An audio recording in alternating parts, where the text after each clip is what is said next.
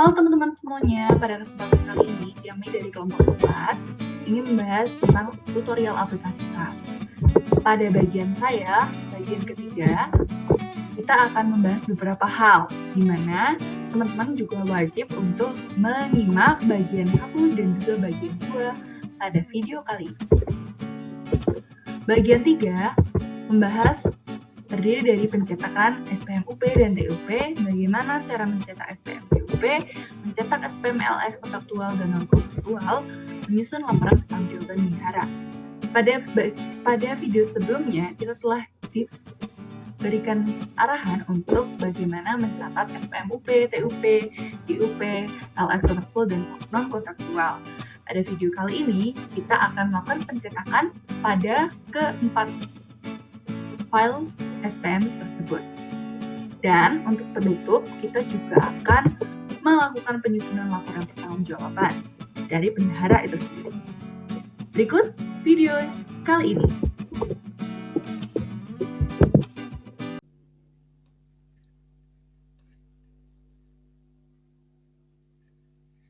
Halo teman-teman semuanya, pada kesempatan kali ini aku Priscilla Katrandasari mendapat kesempatan untuk membuat tutorial pada teman-teman sharing pengetahuan tentang bagaimana cara mencetak SPM-UP, TUP, SPM-GUP, SPM-LS kontraktual dan non-kontraktual, serta yang terakhir juga melakukan penyusunan laporan pertanggungjawaban bendahara. Nah, pada video kali ini kita akan diminta untuk melakukan penyusunan atau pencetakan dari keempat SPM itu, dari SPM-UP, TUP, GUP, LS kontraktual dan non-kontraktual. Nah, pada video sebelumnya kita telah belajar bagaimana cara merekam supplier, bagaimana kita juga melakukan perekaman terhadap SPM-UP dan TUP, perekaman terhadap SPP GUP, perekaman kontrak, dan perekaman SPP-LS kontraktual dan non-kontraktual pada modul PPK, di mana yang membuat SPM itu tentu kita teman udah tahu sendiri, yaitu PPK. Nah, pada kesempatan kali ini proses selanjutnya yaitu adalah melakukan pencetakan pada SPM, di mana yang melakukan pencetakan dan juga penandatanganan teman-teman udah tahu sendiri, yaitu PPSPM. Tentunya kita akan memakai modul PPSPM ini. Nah, pada modul PPSPM ini terdapat berbagai menu, yaitu ada pagu SPM monitor dan lain sebagainya. Cuman untuk melakukan perekaman SPM ini kita hanya perlu menu SPM. Dimana yang pertama, setelah kita melakukan perekaman SPP, misalnya kita melakukan perekaman dan pencetakan SPP pada tanggal 5 Januari, kita akan melakukan perekaman PPSPM atau SPM ini yang dilakukan oleh PPSPM dua hari sebelumnya, itulah maksimal. Nah, untuk itu ketika kita melakukan pencatatan, tanggal yang kita tulis yaitu tanggal selanjutnya setelah dilakukan pencetakan dari SPP tersebut. Nah, untuk itu ketika kita mencetak SPP, dari tanggal kita mengambil SPP pada tanggal 5 Januari, kita tulis seperti ini. Kita pilih yang setelah kita lakukan pencetakan perekaman kemarin pada tanggal 5. Nah, setelah itu akan keluar seperti ini. Nah, kemudian kita diminta untuk mengisi 2 kolom di sini. Isiannya sama persis seperti yang kita isi pada tanggal. Nah, ini kita tulis dulu tanggalnya. Tanggal 07/01/2019. Untuk selanjutnya, karena kenapa harus 07/01/2019? Karena ini adalah batas maksimal kapan kita harus membuat SPM setelah dilakukannya pencetakan SPP, yaitu 2 hari setelah SPP itu keluar gitu, SPP SPM-nya. Nah, untuk isian yang nomor SPM ini kita tulis sama persis seperti yang dilakukan perekaman SPP, yaitu pada tanggal pada namanya garis miring SPP, kalau ini SPM garis miring KPPN penerimaan 2020. Kemudian kita akan ya tanggalnya sudah betul 2 hari setelah terbitnya PP, kemudian kita simpan dan keluar. Nah, untuk itu kita sudah melakukan pencetakan SPM, melakukan pencatatan SPM. Nah, selanjutnya kita melakukan pencetakan SPM. Nah, untuk diketahui yang kita lakukan ini adalah pencetakan SPM UP ya teman-teman. Jadi kemarin si PPK sudah melakukan pencatatan atau pencatatan daripada atau perekaman daripada SPP UP. Sekarang kita adalah tugasnya membuat SPM dan mencetaknya. Nah, tanggal yang kita gunakan tentunya tanggal 07 01 2019. Setelah itu, setelah kita menulis tanggal 7 bulan Januari 2019, sama seperti tadi ketika kita mencatat SPM, kita melakukan pencetakan proses dan memprosesnya. Jadi deh, ini dia hasil SPM yang telah dilakukan atau dibuat oleh PPSPM dan akan digunakan untuk memintakan SP2D. Jadi prosesnya kenapa sampai SPM ini tentunya ketika SPM ini sudah dikoreksi sama PPSPM itu. Kita lihat dulu ya teman-teman. Pagunya adalah 100 juta. Jadi UP dimintakan pada awal bulan dengan pagunya 100 juta full ya, karena belum dipakai juga. Oke, demikian teman-teman video dari bagaimana cara mencetak UP. Selanjutnya SPM UP. Jadi selanjutnya kita akan melakukan pencetakan dari SPM TUP, GUP, dan SPM LS kontraktual dan non kontraktual. Next. Selanjutnya kita akan melakukan pencetakan terhadap SPM TUP. Hampir sama sebenarnya dari pencetakan SPM UP, hanya saja pada proses pembuatan SPP tentunya kita membuatnya bukan SPP UP tapi SPP TUP. Di mana di sini perbedaannya di sini adalah dana DIPA dan di sini ya. Di sini adalah kodenya bukan 01 tapi 24. Seperti itu. Atau 14 ya? Oh ya, 14 ya.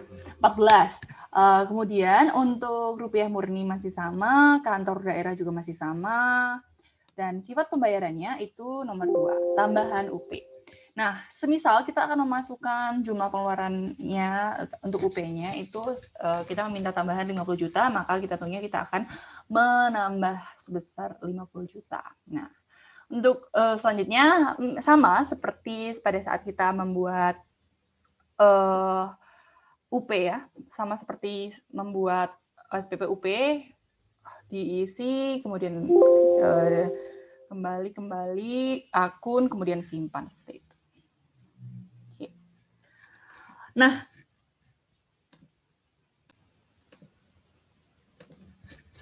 Nah, sama seperti pembuatan SPP UP, ya, pembuatan SPP TUP juga nanti kita melakukan cetak dan lain sebagainya, mirip.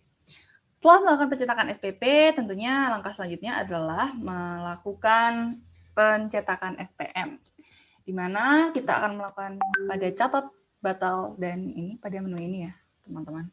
SPM, kemudian pada menu yang catat batal hapus SPM. Nah, akan muncul tabel seperti ini dan kita klik catat SPM. Kita akan membuat tanggal, misalnya tanggal 8 bulan 1 tahun 2019. Nah, kita akan pilih seperti ini, muncul data-data. Kita akan mencatat sama seperti pembuatan SPM UP, itu garis miring SPM, garis miring KPPN, penerima penerimaan garis miring 2020. Tanggalnya sama seperti tadi, tanggal 08.01.2019. 2019 seperti ini. 08.01.2019. Oke. Kita akan menyimpan. Oh, sesudah SPP. Berarti tadi tanggal membuat SPP tanggal 8, berarti kita membuatnya tanggal 10 ya, misalnya. Oke, sebentar. Ya, maksudnya tadi mungkin ada kesalahan tanggal ya. Nah, ini bener udah tanggal. Pokoknya kalau kita nyatet SPP-nya tanggal 8 bulan 1 tahun 2019, maka kita mencetak SPM-nya itu 2 hari setelahnya atau pada hari itu. Jadi maksimal 2 hari setelahnya. 2 hari setelah tanggal 8, tanggal 10. Ini maksimal, kita boleh simpan. Oke, setelah menyimpan, kita keluar. Selanjutnya kita akan melakukan pencetakan SPM. Cetak SPM. Nah, di sini SPM-nya SPM TUP ya, sudah teman-teman. 08.01.2019. Berikut ini kita yang nomor 3. Karena ini nggak usah bingung, karena ini pencatatan sebelumnya. Jadi yang kita catat yang pokoknya nanti keluarnya satu aja. Oke, kita proses. Nah, ini dia hasil SPM TUP kita. Dengan TUP, besaran TUP-nya 50 juta. Selanjutnya, kita ke SPM GUP.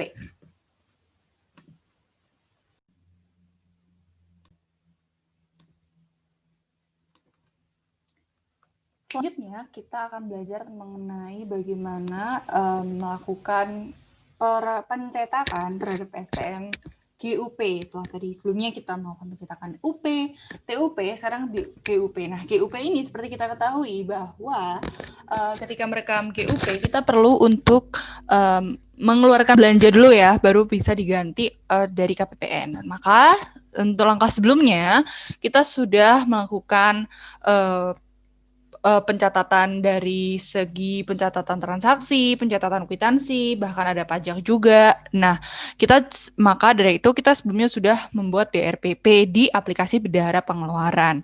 Untuk selanjutnya kita cuma membahas di aplikasi PPK dan PPSPM saja. Nah, di PPK ini perbedaannya ketika dengan TUP dan UP, nah membuat SPP GUP kita memerlukan ganti uang persediaannya dengan UP dan mengambilnya di file DRPP yang sudah kita simpan terlebih dahulu.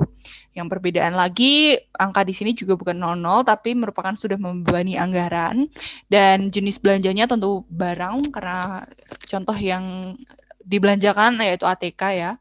Kemudian ada rupiah murni, kemudian ada di sini gantinya perbedaannya di nomor 3 yaitu penggantian UP.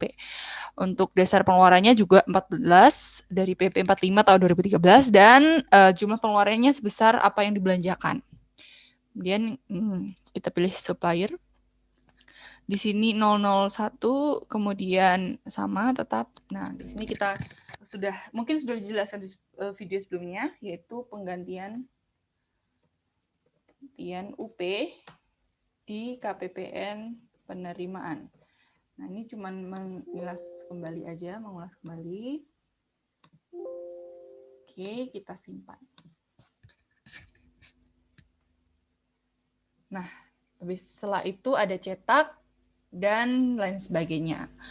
Nah, sampailah kita sudah menghasilkan SPP UP yang sudah siap dicetak. Nanti akan diisi tanggal dan melakukan pencetakan. Nah, selanjutnya kita akan beralih ke modul di aplikasi modul PPSPM tentunya untuk mencetak SPM GUP.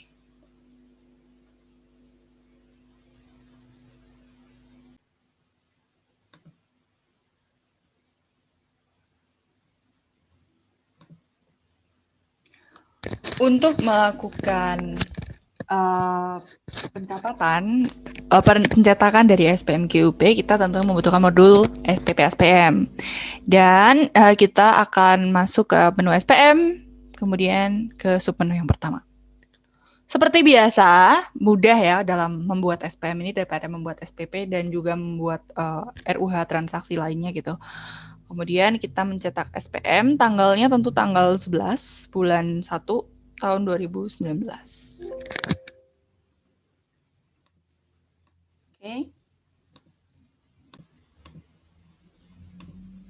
Oke, kita pilih. Siap. Nah, kita isi tanggalnya. Boleh, kita ketika membuat SPM, boleh pada tanggal sama seperti saat kita membuat SPP, tapi maksimal itu 2 hari.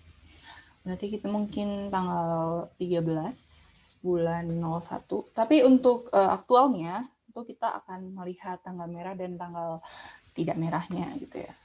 Kalau tanggal merah tidak bisa mengisi gitu. Oke, kita buat di sini SPM, PPN, penerimaan. Simpan. Setelah mencatat SPM, tentu kita akan melakukan pencetakan. Nah, itu tadi teman-teman dari pencetakan SPM GUP tentunya akan hampir sama dengan pencetakan SPM TUP, UP, di mana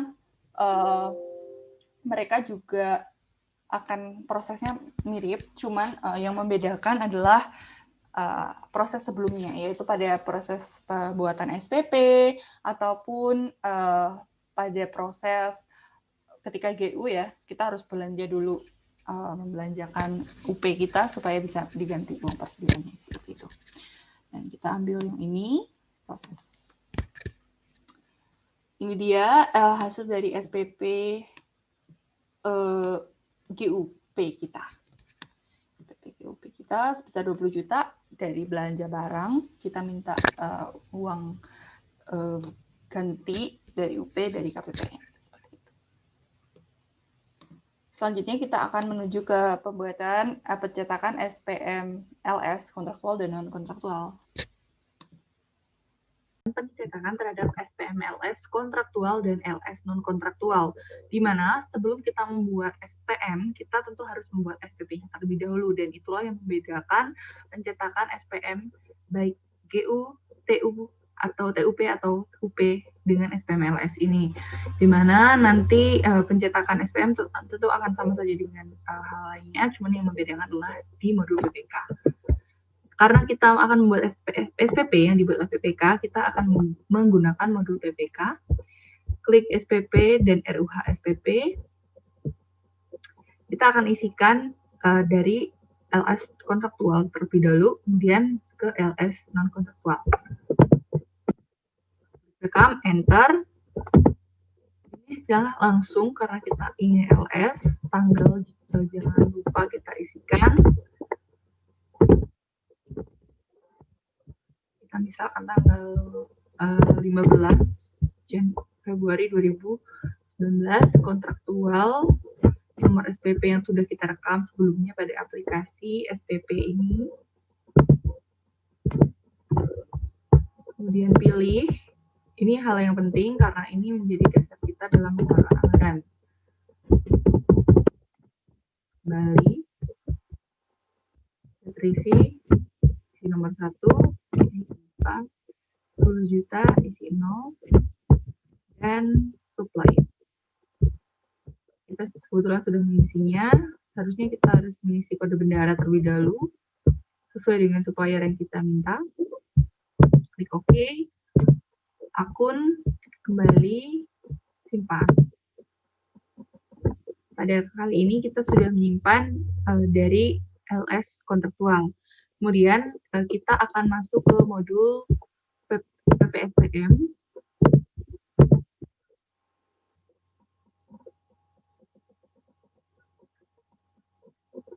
Karena kita tadi sudah membuat SPP di modul PPK, kita akan membuat SPM di modul PPSPM tentunya. Cetak SPM pada tanggal 15 bulan 2 tahun 2019.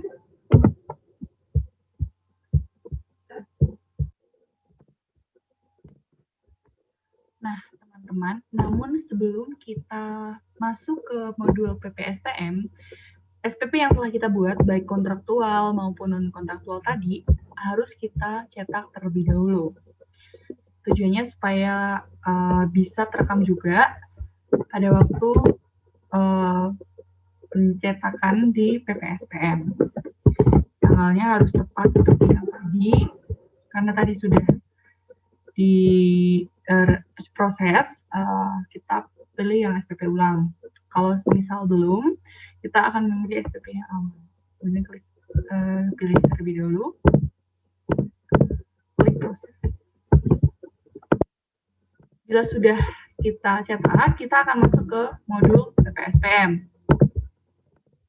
Seperti biasa, masuk ke menu SPM, submenu catat batal dan hapus SPM. Selanjutnya, kita tentu akan melakukan pencetakan SPM. Pada catat SPM, tanggal harus tepat. Kita akan di awal terlebih dahulu, karena nominalnya sama, mungkin yang ini yang kontraktual, pilih yang nomor 05. Pilih. Kita isikan nomornya.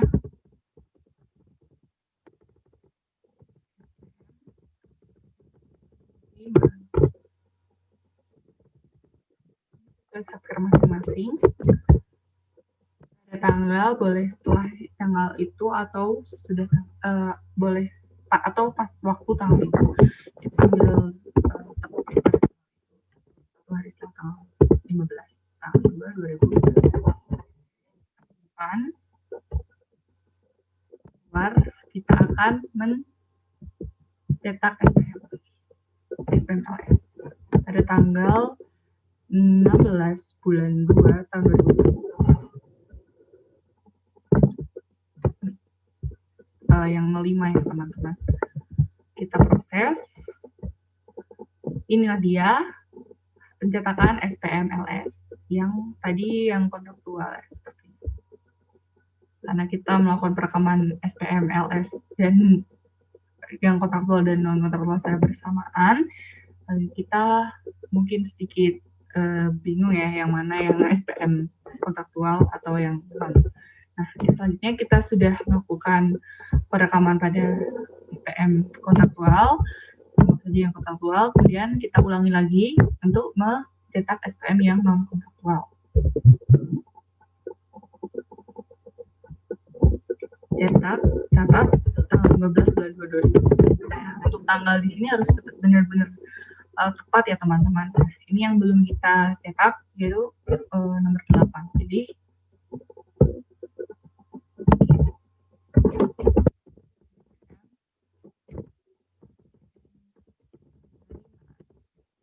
pada tanggal 16 sama seperti yang tadi 2000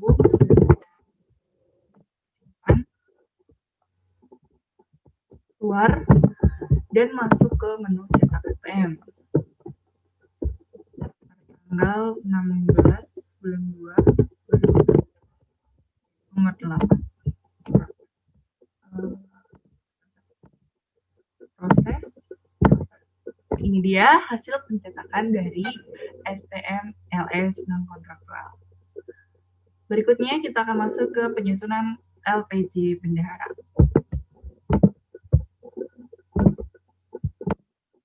Selanjutnya kita akan masuk ke pembahasan yang terakhir, yaitu mengenai penyusunan laporan pertanggungjawaban bendahara.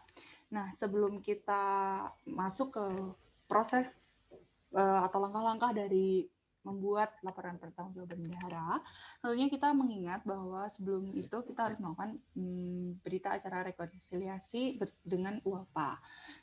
Untuk itu kita juga harus melakukan proses pembuatan berita acara rekonsiliasi tersebut. Nah, langkah pertama kita menuju ke menu bendahara pengeluaran. Kita akan melakukan pencetakan buku. Nah, buku yang ada di bendahara tentunya ada berbagai macam buku dari BKU hingga pembantu UP. Kita bisa melakukan pencetakannya satu demi satu. Untuk itu kita mungkin memilih di buku pembantu UP terlebih dahulu. Kita memilih periode, kita akan karena kita memilihnya periode 2019, kita akan menggunakan Januari 2019 seperti ini. Oke. KPA, kita mengisi data KPA, kita juga mengisi data bendahara.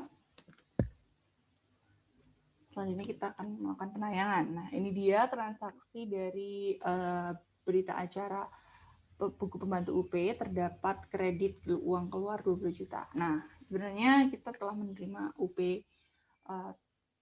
sebelumnya apabila melakukan pembukuan secara lengkap seperti itu. Nah, ini dia buku pembantu UP. Baik. Selanjutnya, setelah melakukan pencetakan, kita melakukan posting.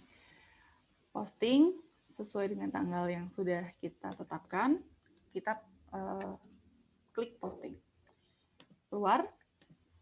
Setelah itu, kita masuk ke submenu berita acara. Di mana di sini kita tentu akan melakukan rekonsiliasi dengan UAPA.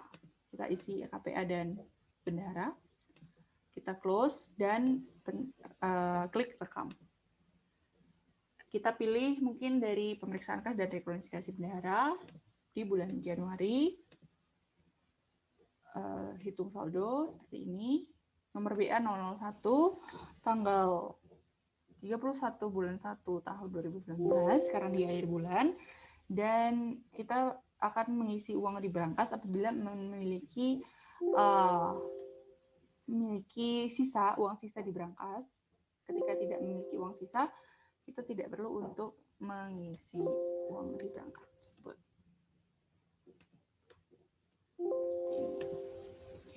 Oke. Kita isi penjelasannya, tidak ada sisa karena memang tidak ada sisa. Bila ada, kita tulis ada sisa sebesar sekian seperti itu. Lakukan validasi UP, klik OK, simpan. Penjelasan UP kita harus isi juga, tidak ada sisa. Oke, simpan. Data berhasil disimpan. Kita melakukan checklist di BA rekonsiliasi, lakukan pencetakan. Nah, ini dia hasil BA rekonsiliasi. Sebagai dasar kita akan menyusun LPJ. Ketika kita akan nge-print dengan printer atau membuatnya menjadi PDF, cukup tekan gambar itu, lalu pilih print to PDF. Ketika kita hanya ingin melihatnya seperti ini, kita dapat keluar lagi dengan tombol close preview. Keluar, selanjutnya langkah terakhir yaitu melakukan cetak LPJ pada bulan Januari. Tayang. Ini dia hasil LPJ dari transaksi selama bulan Januari yang telah kita gunakan. Itu.